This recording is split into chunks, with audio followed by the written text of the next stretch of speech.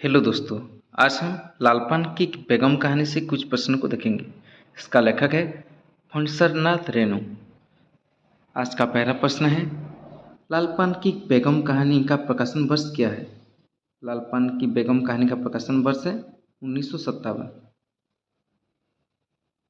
आज का दूसरा प्रश्न है, पहले से किसी बात का मसौदा नहीं मानना चाहिए किसी को।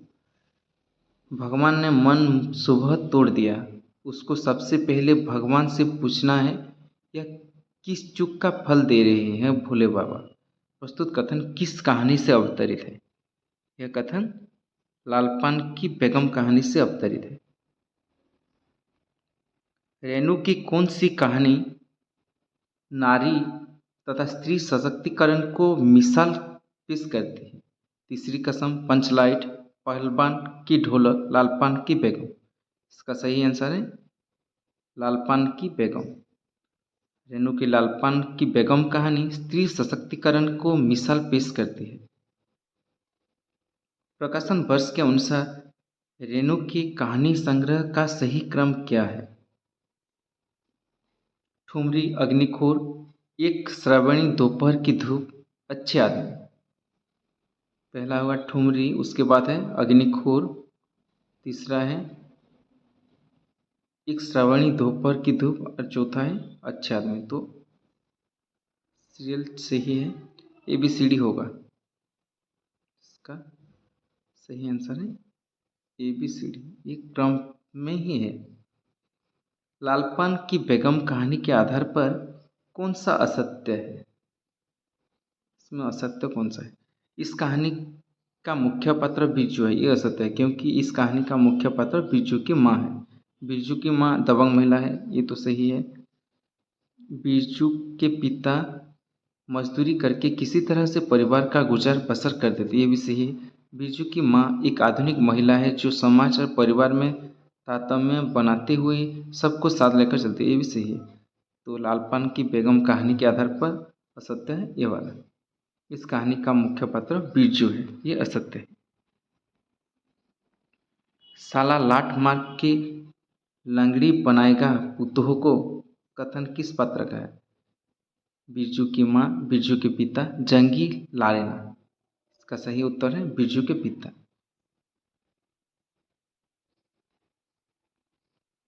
इस मोहल्ले में लालपान की बेगम बसती है, नहीं जानती दोपहर दिन और चौपहर रात बिजली की बत्ती भग भग कर जलती है, यह कथन किस पात्र का है? जंगी की पुतोह, लारेना, सुआई, मखनी फुआ।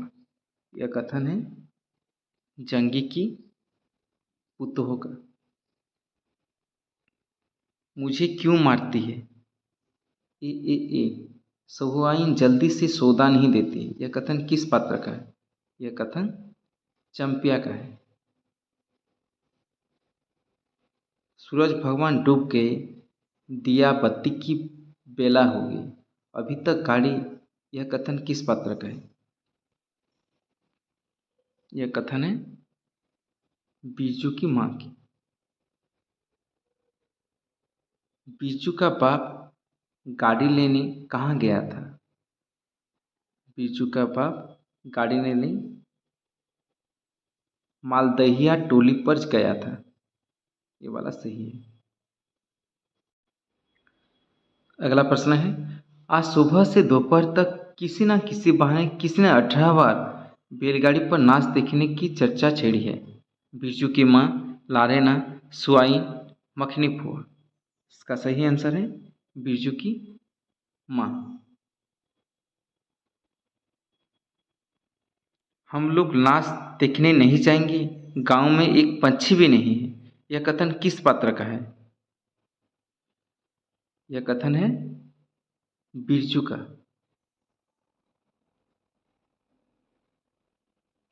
नीम के पास लालपान की बेगम कहानी में पानी लेकर कौन लौटती है? इसका सही आंसर है मखनी फुआ। लालपान की बेगम कहानी में बिरजू की माँ से कौन नहीं डरती? बिरजू की माँ से जंगी की पोतोह नहीं डरती।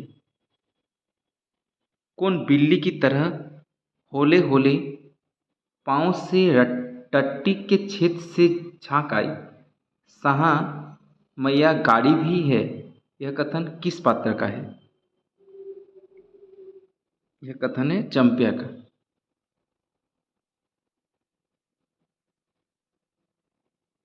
लालपान की बेगम कहानी में यह किसका प्रतीक है? लालपान की बेगम प्यार करने वाली माँ, सुंदरता, कुशल गृहिणी, आदर्श पत्नी, चारों सही है। तो इसका सही आंसर होगा ये वाला ABCD, चारों सही है। कौन सा कथन सही है? चंपिया 10 साल की थी, ये सही है। जंगी की पुतोहू मुंहजोर थे, ये भी सही है। बीजू 7 साल की थी, ये भी सही है। मखनी फुआ किसी से नहीं डरती, ये गलत है। तो इसका सही आंसर क्या होगा? ABC, ये वाला सही होगा। लालपान की बेगम कहानी में गांव के लोग किस गांव में नाच देखने जाते हैं? इसका सही आंसर है बलरामपुर। गांव के लोग बलरामपुर नाच देखने को जाते हैं। कोयरी टोले में किसी ने गाड़ी नहीं दी मैया, किसका कथन है? बिरजू, बिरजू के दोस्त, चंपिया और जंगी। इसका सही आंसर है चंपिया। चंपिया कहती है अपनी माँ से, कोयरी टोले में किसी ने गाड़ी नहीं दी मैया।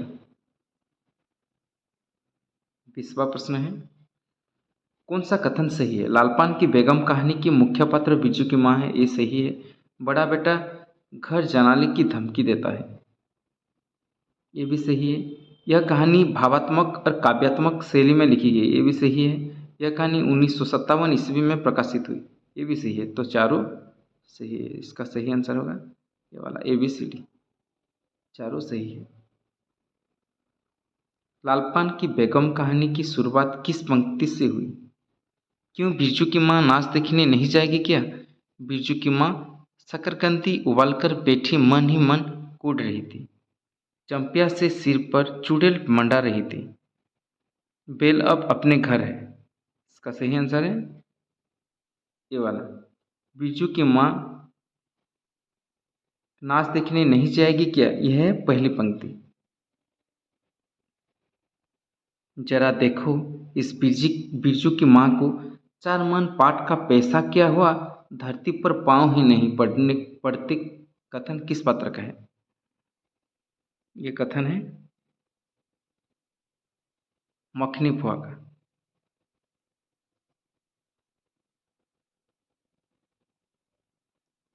खुद अपने मुंह से 8 दिन पहले से ही गांव की गली गली में बोलती फिरी है। हाँ, इस बार बिरजू के पापा ने कहा है बैलगाड़ी पर बिठाकर बलरामपुर का नाच दिखा लाऊंगा। यह कथन किस पात्र का है?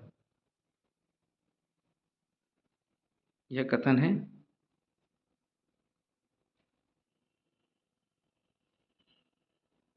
मखनी फुआ का।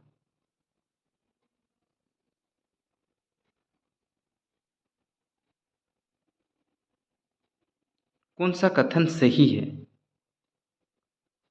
जंगी की पुतोहू रेलवे स्टेशन के पास की लड़की है, ये भी सही है। ये सही है। 3 ही तो महीने हुए हैं, गोने की नई बहू होकर आई है, ये भी सही है। कुर्मो टोली की सभी झगड़ालू सास एक से एक हाथ मोर्चा ले चुकी है, ये भी सही है। ससुर जंगी दागी चोर है, C क्लास ही है, ये भी सही है। तो चारों सही है। तो इसका सही आंसर क्या होगा? ABCD, चारों सही है। जंगी की पुतोहू को शैतान की नानी किसने कहा? जंगी की पुतोहू को शैतान की नानी मखनी फुआ ने कहा। जाके शीत की बहू से कहो 1 घंटे के लिए कहाड़ी मांग कर ले गई तो फिर लौटाने का नाम नहीं। यह कथन बिरजू की माँ किससे कह रही है? ये कथन बिरजू की माँ बिरजू से कह रही है।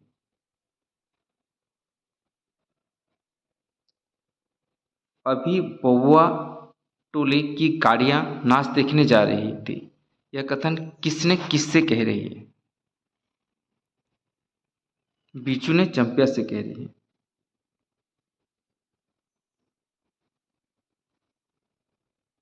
उसी दिन से गांव में ढिंढोरा पीटने लगे। बीजू की माँ इस बार बैलगाड़ी पर चढ़कर जाएगी। नाच देखिए, यह कथन किस पात्र का है? यह कथन बीजू के पिता की है। फुआ को तंबाकू मिल जाए तो रात भर क्या 5 रात बैठकर जाग सकती है। यह कथन किसका है? ये कथन है मखनी फुआ की। उस रात को अफीम की काली गोली की तरह एक मटर भर तंबाकू रख चली गई और गुलाब बाग मेले और कह गई कि डिब्बी भर तंबाकू है। मखनी फुआ का यह कथन किस पात्र की ओर इंगित करता है? मखनी फुआ का यह कथन सहुआइन की ओर इंगित करता है। काकी गाड़ी में जगह है, मैं भी जाऊंगी। यह कथन किसकी है? यह कथन राधे की बेटी सुनरी की है। किसने बीड़ी सुलगाकर बीजू की माँ की ओर बढ़ाई? जंगी की पुतोहू, बीजू के पिता, सुनरी, लरेना। इसका सही आंसर है सुनरी।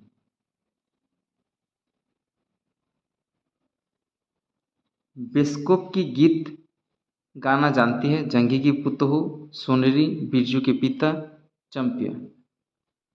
इसका सही आंसर है, ये चारों सही है। इसका सही आंसर है ABCD। बीजू की माँ को लालपान की बेगम किसने कहा? जंगी की पुतोहू, बीजू के पिता, सुनरी, लरेना। बीजू की माँ को लालपान की बेगम जंगी की पुतोहू ने कहा। आज का अंतिम प्रश्न है, लालपान की बेगम कहानी में कौन सा पात्र नहीं है? राधा, सहुआइन, सुनरी, लारेना। इसका सही आंसर है राधा।